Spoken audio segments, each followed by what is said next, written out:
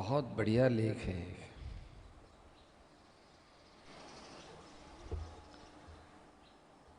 हमारे तो ऐसा समझ में आता है कि ऐसी बात रोज कही जाए।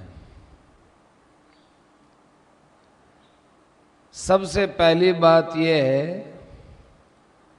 हम लोग महापुरुषों के लीला रहस्य को समझते ही नहीं है। यदि थोड़ी भी बात समझ में आ जाए तो वे जो भी क्रिया करें, उनका खाना पीना बोलना चलना सब में उपदेश भरा रहता है, प्रेम भरा रहता है। और क्या, दिखने में छोटी क्रिया है पर उसमें बड़ा भारी रहस्य भरा रहता है। भगवान की और महापुरुषों की लीला आनंद देने वाली होती है। यदि लीला समझ में आ जाए तो इतना आनंद का अनुभव होता है कि हम उसको देख देख करके आह्लादित होते रहते हैं। हमारे में वो आनंद समावे ही नहीं, चाहे वो कुछ भी करे, शास्त्र के अनुकूल हो शास्त्र के प्रतिकूल हो, हमारे भी अनुकूल हो प्रतिकूल हो, कुछ भी हो, हमारी उधर दृष्टि जाएगी नहीं। हमको तो केवल आनंद ही आनंद दिखाई देगा।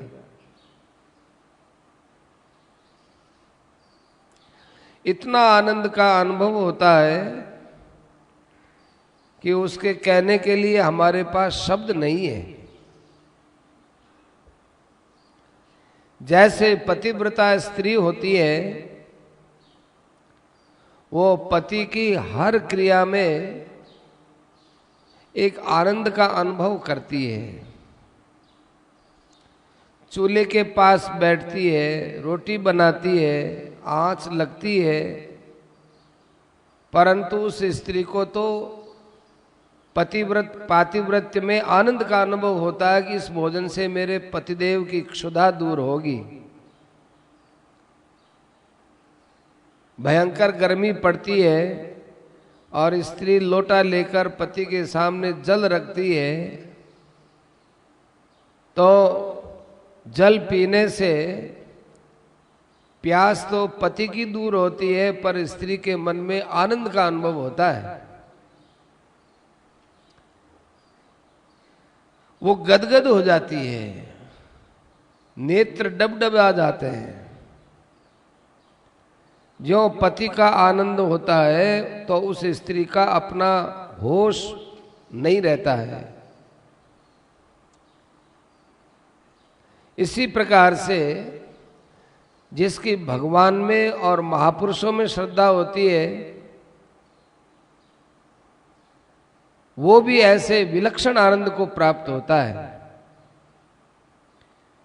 आनंद को प्राप्त होता है इतनी बात नहीं है, ज्यों ज्यों उसको रहस्य समझ में आता है त्यों त्यों उसका जीवन भी बदल जाता है। गोपियां थी, भगवान की हर क्रिया की तरफ निहारती रहती थी। चाहे भगवान माखन खाएं चुराएं, चाहे भगवान मिट्टी के अंदर लोटपोट हो जाए, चाहे भगवान खिलखिलाकर हंसे, चाहे भगवान आंख मलते मलते रोए, सभी में गोपियां आनंदित होती थी। वहां ये बात नहीं है कि देखो ये अनंत कोटि ब्रह्मांड नायक सबको आनंद देने वाले रोते क्यों हैं। वहां ऐसी भाव आता ही नहीं है, उधर दृष्टि नहीं जाती गोपियों की। उनकी तो केवल भगवान की तरफ प्रेम भरी भावना रहती है। और रहस्य की बात बताएं, जहां प्रेम होता है ना, वहां कानून नीति आदर सत्कार ये सब कलंक होता है। और जहां कानून देखोगे, नीति आदर सत्कार देखोगे, तो वहां पर प्रेम की कमी आ जाएगी। वह तो लौकिक दिखाऊ प्रेम है, एक सभ्यता है। भगवान किसी भी स्वरूप में हो, है तो भगवान ना। भगवान गऊ चराते हैं, कोई बहुत बड़ा काम है, पर गोपियां उनको निहारने के लिए घर छोड़ करके रास्ते में खड़ी हो जाती थी। भगवान गोधूलि में सने रहते थे, सारे शरीर पर धूल जमी रहती थी। गोपियां तो इस स्वरूप को देखकर भी मोहित हो जाती थी। अब आप ही बताओ कि जिसके शरीर पर धूल जमा हो उसकी सुंदरता का, पर ये बात तो हम लोग अटकलों में लगाते हैं। गोपियों को ये अटकल समझ में नहीं आती। उनका तो कृष्ण में प्रेम इतना ज्यादा है कि धूली भी अच्छी लगती है। वे किसी भी रूप में हो, माखन खाते तो है लेकिन मिट्टी भी खाते हैं।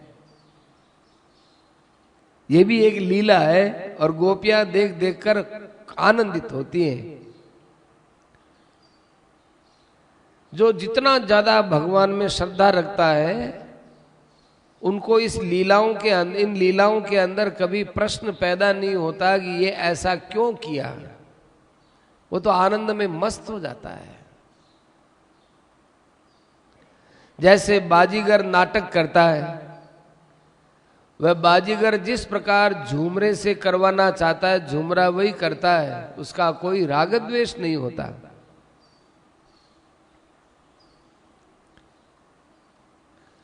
ये जो उदाहरण दिया जाता है कि कुआं तेरी मां मरी तो मरी, कुएं में कोई बोले थारी मां मर गई तो पाछी आवाज थारी मां मर गई तो सुनकर के एक हंसी आती है, पर ये कुआं तो जड़ है, वो आवाज अंदर से गूंज करके अपने आप आती है। कोई कुआं आवाज थोड़ी ही फेंकता है। और झूमरा तो चेतन है, उसकी सारी क्रिया बाजी करके संकेत के अनुसार होती है। इसी प्रकार श्रद्धालु पुरुष से उसकी सारी क्रिया अपने श्रद्धे के संकेत के अनुसार स्वाभाविक ही होती है। वो करता थोड़ा ही है, अपने आप होती है। जैसे मनुष्य जिधर जाता है उसके पीछे पीछे छाया चलती है। कठपुतली नाच करती है तो वो नाच कोई कठपुतली थोड़ा ही करती है, पीछे सूत्रधार है वो करता है। इसी प्रकार भगवान के भक्त की प्रत्येक क्रिया भगवान के अनुकूल रहती है, भगवान के प्रतिकूल कभी होती नहीं। ऐसे भी महात्मा होते हैं, इनके तत्व को हम जान जाए तो हमारी क्रिया उन महात्माओं की तरह होने लगेगी। उन महात्माओं में मन मिला दो, अपना मन ही नहीं रहेगा। अपना अलग मन रखते हैं तो ये तो अनुकूल है, ये प्रतिकूल है, ये अच्छा है, ये बुरा है, ऐसी भावना होती है। अपना मन अपने पास रखो ही मत। अपने मन को तो अपने स्वामी को दे दो, फिर उसकी इच्छा है, वो जाने उसका काम न जाने। इसीलिए भगवान कहते हैं मयि एव मन आधत्स्व, तुम्हारा मन मुझको दे दो।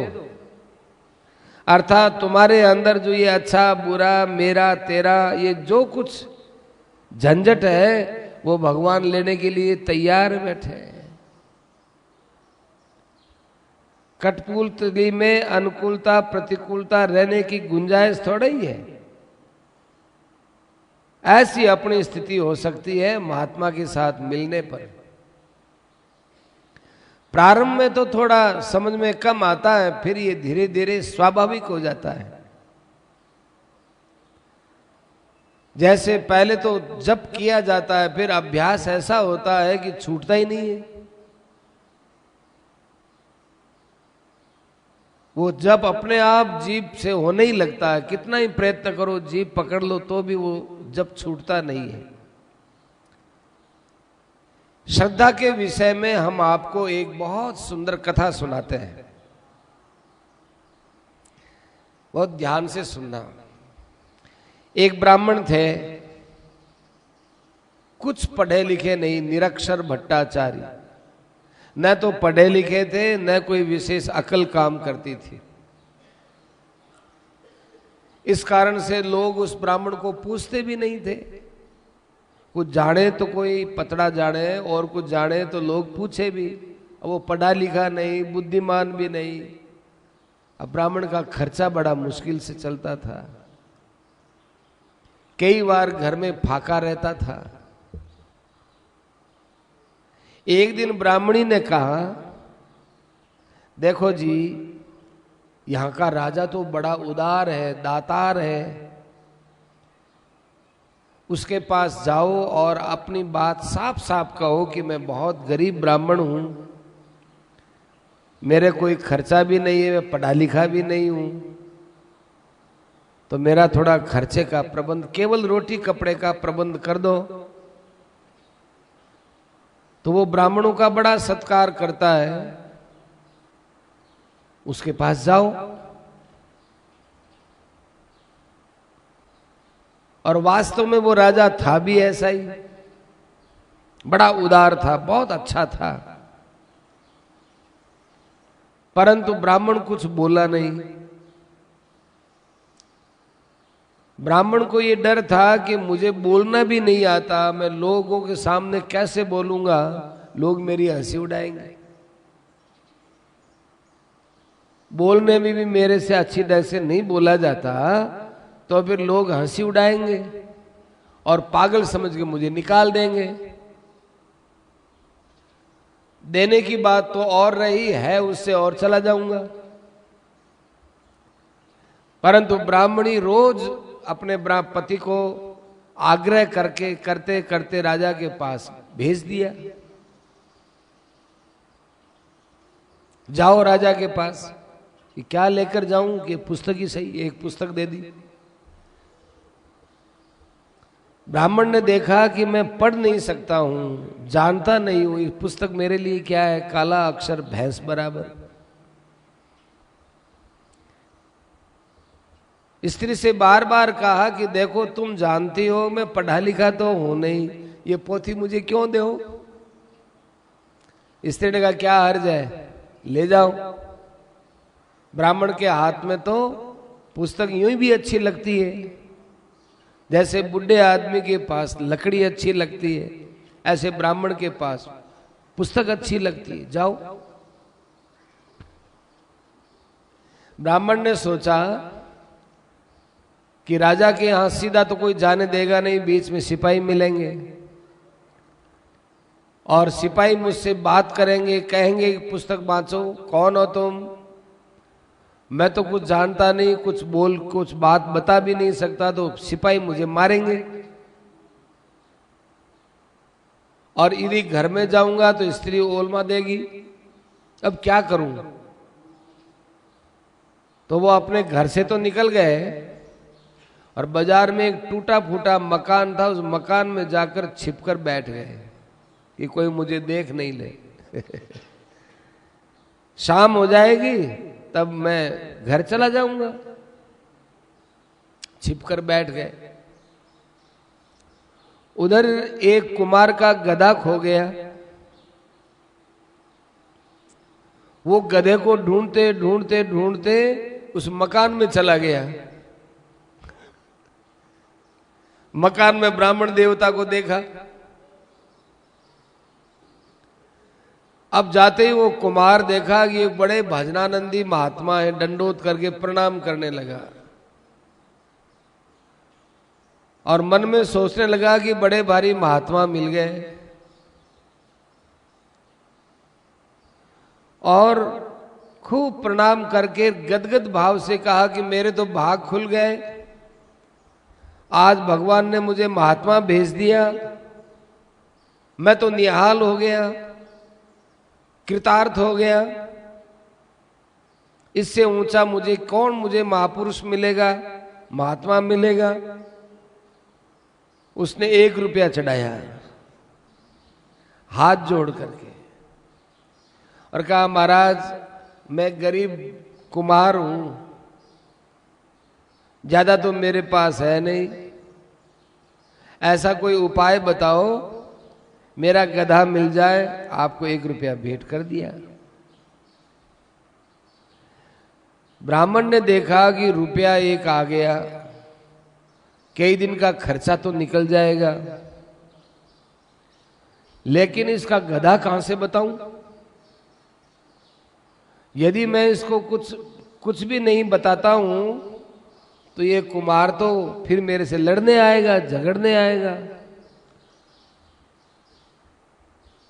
तो एक ऐसी दवा बता दूं कि जिसे मरी जाए, लोगों में मेरी पोल न खुले, नहीं तो ये मुझे मारेगा। तो उस ब्राह्मण ने स्वांग किया, नेत्र बंद करके और ध्यानस्थ होकर के, और कहा, अरे कुमार तुम 1 तोला धतूरा का बीज पीस करके खा जाओ, तुमको गधा मिल जाएगा। तो उसने 1 तोला धतूरा का बीज पीस लिया। कुम्हार बड़ा प्रसन्न हो गया कि आहा, मुझे महात्मा ने कितनी ऊंची बात बताई। धतूरे का बीज लेकर के पीस करके भाग गया। अब धतूरे का नशा चढ़ा, नशे में वो सोया नहीं, रात भर घूमता रहा जंगल में, घूमते घूमते घूमते अब थकावट आई नहीं नशे के कारण से, आखिर उसको गधा मिल गया। गधा लेकर के वो अपने घर चला गया। महात्मा का मन ही मन में खूब गुणगान, ब्राह्मण का खूब गुणगान गाने लगा और गधा मिल गया, बहुत प्रसन्न हो गया। दूसरे दिन वो कुमार बाजार में गया, खुशी खुशी में। उसकी एक बनिए की दुकान से सामान आया करता था। आज फिर वो सामान लेने गया तो वो बनिया बहुत उदास बैठा हुआ था। कुमार ने जाते ही कहा, हे महाजन आप उदास क्यों हो? उसने कहा, क्या बताऊं, तो मेरे खास ग्राहक को इसलिए बताता हूं, मेरे पास एक लाल थी, माने हीरा मोती लाल है, लाल थी, बड़े महंगे भाव में खरीदी थी, क्या करूं, वो गुम गई, कहां रखी भूल गया, मिल नहीं रही है, और बहुत कीमती थी, इसलिए कीमत लगा करके चीज खरीदी है, तो घर से रकम भी गई और चीज भी गई, अब क्या करूं? कुमार ने कहा, चिंता क्यों करते हो, एक मेरे महात्मा हैं, उनके पास चलो, वो सब बता देते हैं। अरे मेरा गधा बता दिया, इतनी बड़ी चीज बता दी, तो तुम्हारी लाली क्यों नहीं बता देंगे? तो महात्मा कहाँ है, चलो मेरे साथ। वो कुमार चला, कहा देखो हमारे महात्मा जी सब बता देंगे, भेंट देनी पड़ेगी। अरे बाबा तुम कहो उतना दे देंगे। तो वो चला, रवाना हुआ। उधर वो ब्राह्मण देवता 1 रुपया लेकर के और ब्राह्मणी के पास गए। ब्राह्मणी को बड़ी प्रसन्नता हुई, कहा देख ये 1 रुपया राजा ने दिया है और कहा कि अब कभी मत आना मेरे पास, तो अब मुझे कभी राजा के पास मत भेजना। ब्राह्मणी ने रुपया ले लिया, घर की खूब सामान चीज वस्तु सब ले आए। वो कितने दिन सामान चलता है, फिर आग्रह किया कि देखो राजा के पास तो जाना ही पड़ेगा। वो ब्राह्मण देवता देखा कि अब ऐसे कैसे पिंड छुड़ाए, वापस उसी मकान में छिपकर बैठ गया। इधर वो बनिया और कुमार दोनों आए और कुमार ने जिस श्रद्धा से प्रणाम किया, बनिया ने भी वैसे ही किया और कहा, महाराज ये बनिया मेरा मित्र है, इसके यहाँ से सामान ले जाता हूँ, मेरे को ये उधार भी दे देता है, बड़ा प्रेम रखता है, कृपा करो महाराज, इसका एक लाली खो गई, लाल खो गई, वो कहाँ खो गई बता दो महाराज, आप तो बता सकते हो। ब्राह्मण ने अपने पास वो पंचांग था, पंचांग उठा लिया और उस पंचांग को उल्टा देखने लगा। यूं पढ़ा लिखा तो था नहीं, उल्टा यूं पंचांग को देखे। कुमार बहुत राजी हुआ। कुमार ने कहा, देखो मेरे महात्मा जी, देखो पंचांग देखना जानते हैं, कितने ऊंचे हैं। बनिया अंदर ही अंदर शर्माया, क्यों बनिया को पता था कि पंचांग सीधा नहीं है, उल्टा है। उसने धीरे से कहा कि ये काय का महात्मा है, ये तो पंचांग ही उल्टा देखता है। कुमार ने कहा, नहीं, महात्मा की गति उल्टी होती है, ये संसार से उल्टे चलते हैं, इसलिए उनके अंदर कोई दोष मत देखो, सीधा देखो। बनिया ने कहा, देखो ऐसी बात मुझे लगी नहीं है, देखो तुम मेरे साथ आए हो तो तुमको ऐसा नहीं कहना चाहिए, मेरे महात्मा जी के प्रति ऐसी बात तुमको अच्छी नहीं लगती है।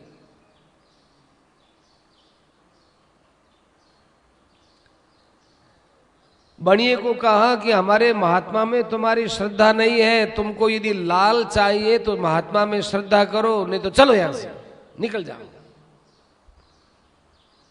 बनिए ने देखा कि चाहे उल्टा रखे चाहे सुल्टा रखे, मुझे तो लाल से काम है,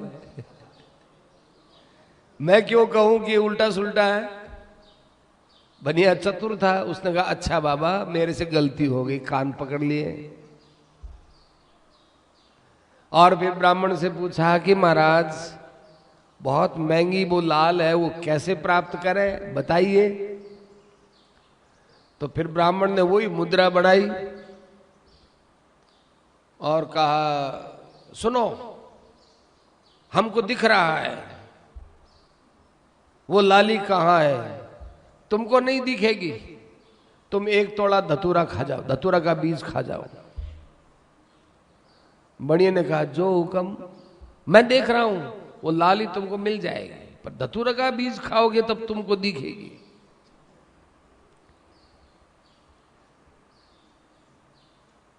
पर विचार किया, बनिया ने कह तो दिया कि ठीक है, पर अंदर ही अंदर विचार किया, रे धतूरे का बीज खाने से तो नशा आएगा और नशा आ जाने से फिर मैं मर जाऊंगा, जब मैं मर जाऊंगा तो फिर ये लाल मेरे क्या काम आएगी।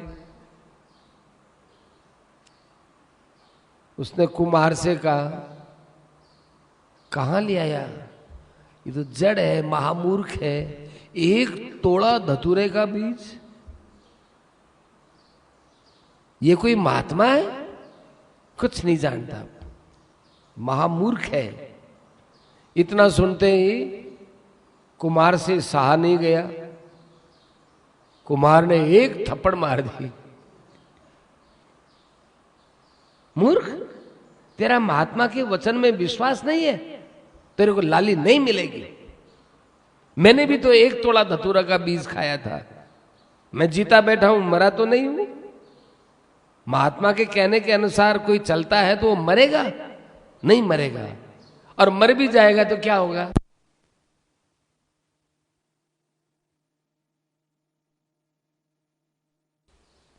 जहां ऊपर रखा तो वहां वो लाली पड़ी हुई मिल गई, मिल गया, अरे लाली मिल गई मुझे, लाली, राजी हो गया, बड़ा प्रसन्न हो गया।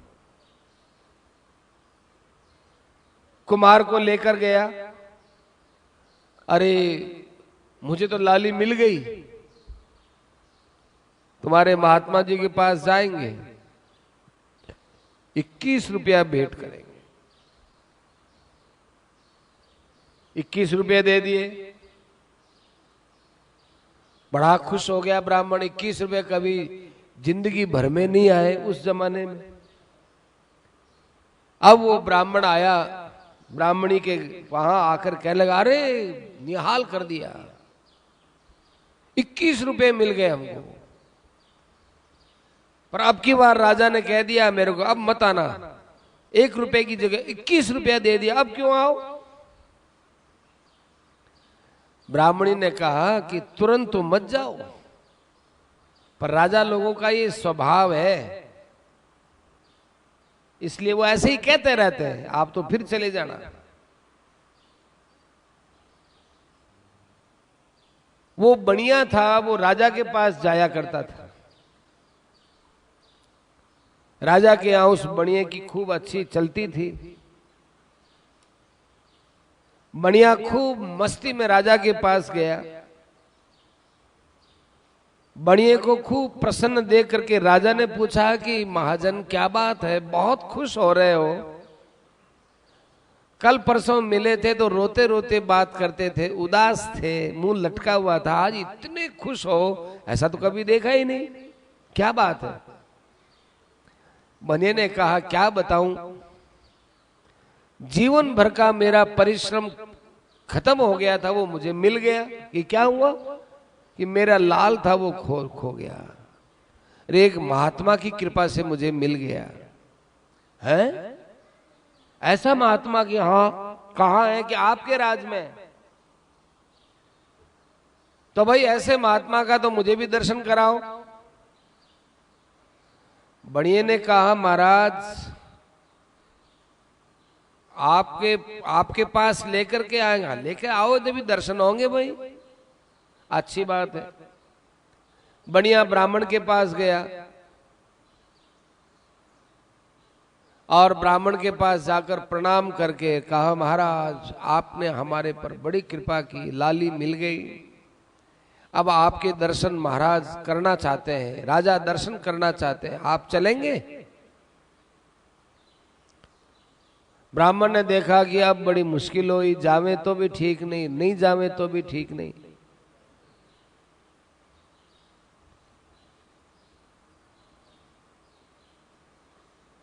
बढ़िया ने कहा कि महाराज आप चलो, ये 100 रुपया भेंट करता हूं, और 12 बजे का समय दे दिया, 12 बजे मिलेंगे हम। वो 100 रुपया ला करके बड़े ब्राह्मणी को दिया। ब्राह्मण ने कि राजा के पास जाने के लिए ये हमारे पास बढ़िया ने भेंट कर रखी है, अब क्या करूं। ब्राह्मणी ने कहा कि देखो मेरी बात मानी ना, 1 फिर 21, और अभी तो राजा के पास जाने के लिए 100 रुपया आया है, और बात करो और जाया करो। ब्राह्मण के मन में विचार आया कि अरे ऐसे राजा के पास जाने तो ठीक नहीं, और तो हमारे सब बुलावे में आ गए, राजा तो ऐसे होते नहीं, राजा के पास तो कई मंत्री होते हैं, बड़ा अनुचित व्यवहार हो जाएगा, राजा के यहाँ नहीं गए तो। ऐसा करें कि राजा कभी हमको उम्र में बुलावे ही नहीं।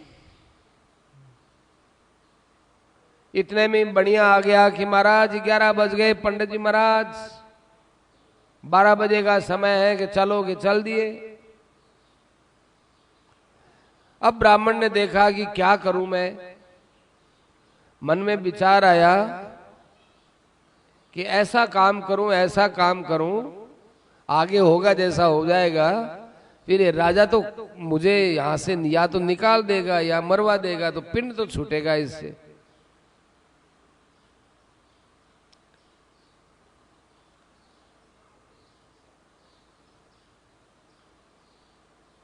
इधर लोगों के अंदर बड़ी चर्चा हो रही थी। अब शहर में दबदबा हो गया कि एक पगले से ब्राह्मण का इतना मान हो रहा है, लोग जने जने उसकी चर्चा करें। उसने सोच लिया कि आज मुझे राजा के साथ जो करना है सो करना ही है। इधर राजा उसके अगवानी के लिए दरवाजे पर खड़े थे, दर्शन के लिए व्याकुल थे। वो महल के अंदर गया और जो ही राजा के पास में गया, अपना जूता खोला और जूता खोल के राजा के एक ही हाथ लगाई जूते की। बढ़िया ने पूछा, अरे ये क्या करते हो महाराज, ये जूता क्यों लगाते हो? कुमार भी साथ में था। कुमार, मैंने तुमको पहले भी मना किया, महात्माओं के अंदर क्रिया में दोष देखते हो। महात्मा जो कुछ करते हैं बड़ा भारी रहस्य छिपा रहता है। अब सारे लोगों में चर्चा हो गई, वहां राजा के पास जितने लोग थे हल्ला हो गया, सभा में हल्ला मच गई। क्या बात है, हमारे राजा के सिर के ऊपर ब्राह्मण ने जूता मार दिया। जूता मारने वो पगड़ी नीचे पड़ी और उस पगड़ी के अंदर एक सांप था। पगड़ी ऊपर रखी हुई थी खूंटी पर, एक सांप उसके पगड़ी के अंदर था। और वो राजा ब्राह्मण के सत्कार में कब पगड़ी को पहन करके आगे आया, इतने में ही वो जूता मार दिया। जूता मारने से पगड़ी नीचे गिर गई, पगड़ी के अंदर से सांप निकला। अब राजा ने देखा, अरे हमारे ये महात्मा त्रिकालदर्शी महात्मा है, इनको पहले ही पता चल गया कि मेरे पाग के अंदर सांप है। अब वो ब्राह्मण के चरणों में गिर गया। ब्राह्मण ने कितनी कृपा की, और कैसे इसको हटाते, पगड़ी को कैसे हटाते। यदि वो ऐसा बोलते कि इसमें सांप है तो क्या पता मेरे घबराहट हो जाती। इन्होंने देखो अपना जूता मार करके सांप के जूता मारा है, मेरे थोड़े ही मारा है। सब देखते रह गए। अब उस राजा ने हजारों मोहरें भेंट की और मणि और कुमार ने वो मोहरें ब्राह्मण के घर पहुंचा दी। सारे नगर में ब्राह्मण बहुत ऊंचा हो गया। अब आप सोचो, भीतर से ब्राह्मण क्या था, लेकिन श्रद्धा से क्या हो गया। कुमार को तो जो उस ब्राह्मण की क्रिया होती थी सब में रहस्य दिखता था। बणिये की कब श्रद्धा थी, परंतु राजा के साथ व्यवहार देखकर सबकी श्रद्धा बढ़ गई। अब ब्राह्मण में कोई विशेषता नहीं है, पर श्रद्धा करने वालों में विशेषता आ गई। इसी प्रकार से हम जिन महात्माओं में श्रद्धा करते हैं, उन महात्माओं के क्रियाओं पर ध्यान मत दो। उनकी क्रियाओं को देख देख करके आनंदित हो जाओ। ब्राह्मण का तो भाग्य था, कोई तुक मिल गया, परंतु कुमार के अंदर कितनी श्रद्धा थी। यह तो नकली महात्मा की बात है। किसी को असली महात्मा मिल जाए और उसमें श्रद्धा हो, वहां तो शंका की गुंजाइश ही नहीं है। हमको तो उस कुमार के समान महात्मा की एक एक क्रिया में आनंद लेना चाहिए। महात्मा जी जो कुछ क्रिया करते हैं, उनका किसी के साथ भी संबंध है, उसके द्वारा जो कुछ वस्त्र छुआ जाता है, श्रद्धालु को वो अलौकिक दिखता है। अरे इसके चरण यहाँ गिर गए, उसके वस्त्र को ये धोता है, उसके ये होता है, तो लोग, श्रद्धालु लोग के अंदर एक अलग ही प्रेम प्रकट होता है। महात्माओं ने जिस चीज का स्पर्श कर लिया, उसके भीतर एक अलौकिकता श्रद्धालु को होती है। ये गंगा जी बह रही है, गंगा नदी का जल है। सनातनियों को, हिंदुओं को और ढंग से दिखता है और विधर्मियों को और ढंग से दिखता है। हमारे पास भी एक लोटे में लाकर दोनों जल रख दो कि गंगा जल कौन सा है तो हम पहचान नहीं सकते। परंतु जब मालूम चलेगी ये गंगा जल का लोटा है तो अरे ये गंगा जल है, एकदम भाव बदल जाता है। रास्ते चलते हैं, नदी को देखा, मन में आता ठीक कोई नदी बहती है, कोई कहता अरे गंगा जी है, अरे गंगा जी है, तो हम हाथ जोड़ते हैं, नमस्कार करते हैं, सिर झुकाते हैं। गंगा का ज्ञान होते ही वो सामान्य जल नहीं रहता, एक उसमें श्रद्धा हो जाती है। जिस चीज का हमें ज्ञान है उसमें शुरू से ही दूसरी बात होती है। हम जा रहे हैं, रास्ते में वृक्ष आते हैं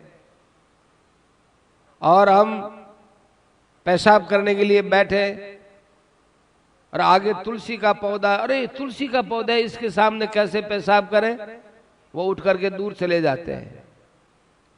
लेकिन जो हिंदू धर्म को नहीं मानते हैं उनमें ये भाव थोड़ा ही आता है। तो अंदर का जब भाव बदलता है तो क्रिया भी बदल जाती है। सत्संग में क्या करना है, हमको भाव ही बदलना है। लोगों की ये बात समझ में नहीं आती है कि सत्संग करते हैं लेकिन हमारा व्यवहार नहीं बदलता है। इसलिए नहीं बदलता है कि भीतर के भाव नहीं बदले, भाव नहीं बदले तो स्वभाव नहीं बदला, स्वभाव नहीं बदला तो व्यवहार नहीं बदला। हम मंदिर में जाकर भगवान की मूर्ति को देखकर प्रणाम करते हैं और दूसरे लोग केवल पत्थर का ही टुकड़ा मानते हैं। श्रद्धा होने से क्रिया बदल जाती है। हमारी आंख में और विधर्मी की आंख में क्या फर्क है? कोई फर्क नहीं, दोनों एक जैसा देखते हैं, पर उनके देखने के भाव अलग रहते हैं। एक श्रद्धालु महात्मा को देख रहा है, दूसरा भी देख रहा है, पर देखने में बड़ा अंतर है। श्रद्धालु के नेत्र भी वही होते हैं, भाव दूसरा होने से वो गदगद होकर देखता है, और विधर्मी देखता है कि देखो ये क्या, ये फालतू ही रोता है। उस महात्मा को स्पर्श करके जो वायु निकलती है, उस वायु में ही वो मुग्ध हो जाता है। स्वामी जी महाराज की माता जी थी, तो महाराज जी की माता जी को जलोदर बीमारी हो गई। तो जियाराम जी महाराज में बड़ी श्रद्धा थी, तो जियाराम जी महाराज कर्णों में विराजते थे। तो माता जी ने अपना यूं पेट उधर करके कर्णों की तरफ से जो हवा आ हवा महाराज रे शरीर सो लागोड़ी आ रही है, यूं करके पेट उधर किया और बस आनंद में आ जाए, अब हमारी बीमारी दूर हो जाए, और जलोदर बीमारी दूर ही हो गई। ये कोई दवाई थोड़ी है, श्रद्धा है। उस महात्मा को स्पर्श करके जो वायु निकलती है, उस वायु के लगने से मुग्ध हो जाता है। वायु तो सब जगह एक जैसी है, पर भाव थोड़ा ही है। कोई महात्मा गंगा जी में स्नान कर रहे हैं, तो उसके बाद वहां स्नान करने में और ही भाव होता है। एक तो गंगा जी और फिर महात्मा ने ये स्नान किया तो और भी लक्षण लगती है।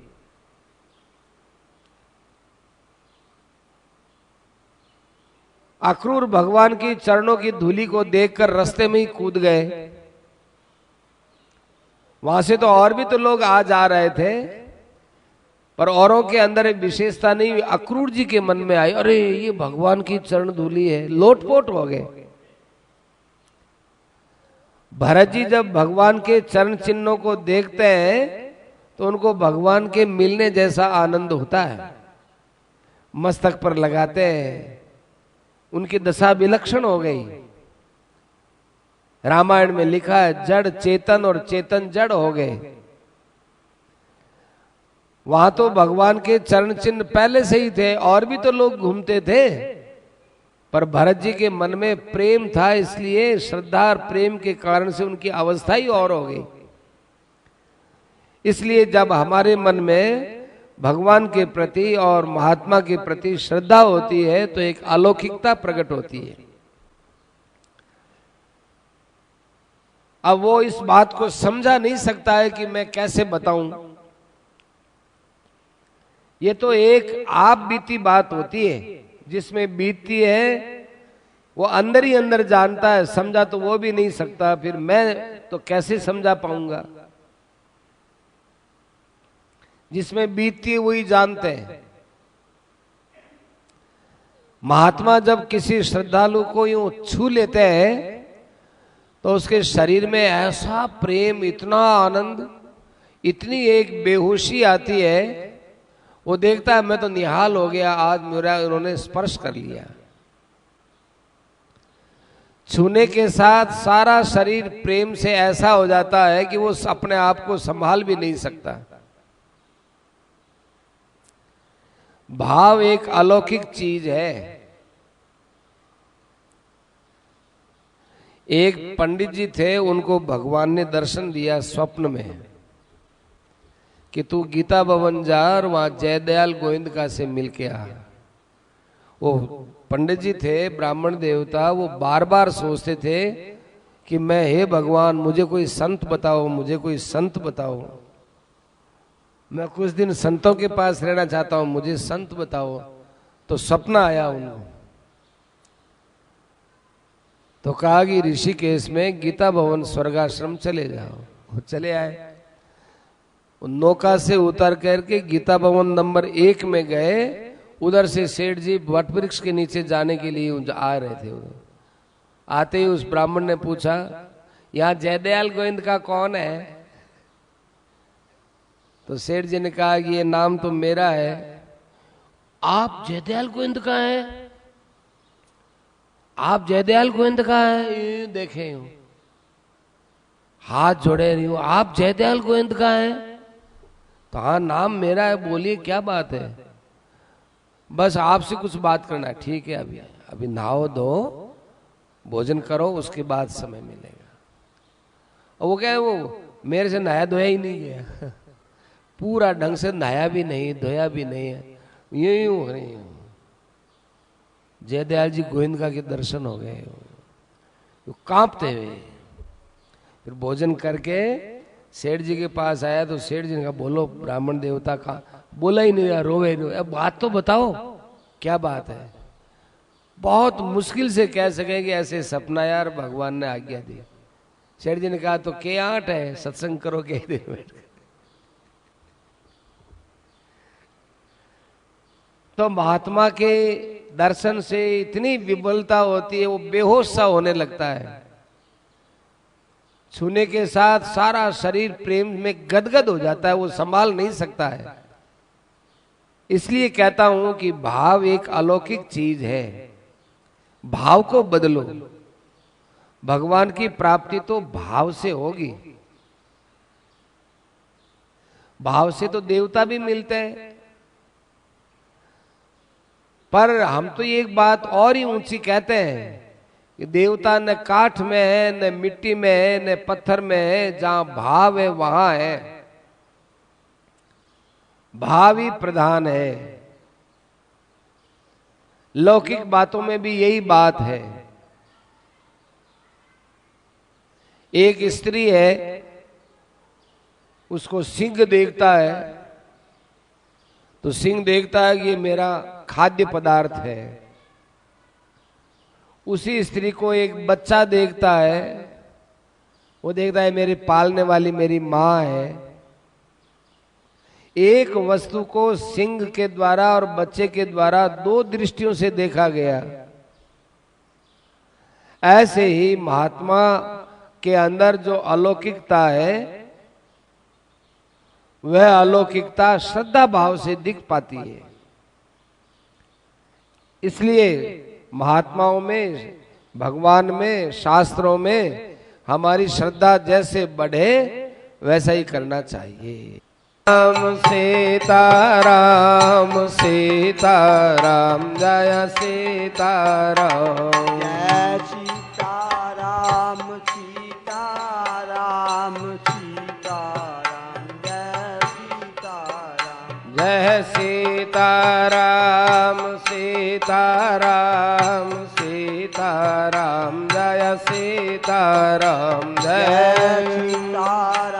सीताराम, सीताराम, सीताराम, जय सीताराम, जय सीताराम, सीताराम सीताराम जय सीताराम जय सीताराम सीताराम सीताराम जय सीताराम जय सीताराम सीताराम सीताराम जय सीताराम जय सीताराम सीताराम सीताराम जय सीताराम जय सीताराम सीताराम सीताराम जय सीताराम जय सीताराम सीताराम सीताराम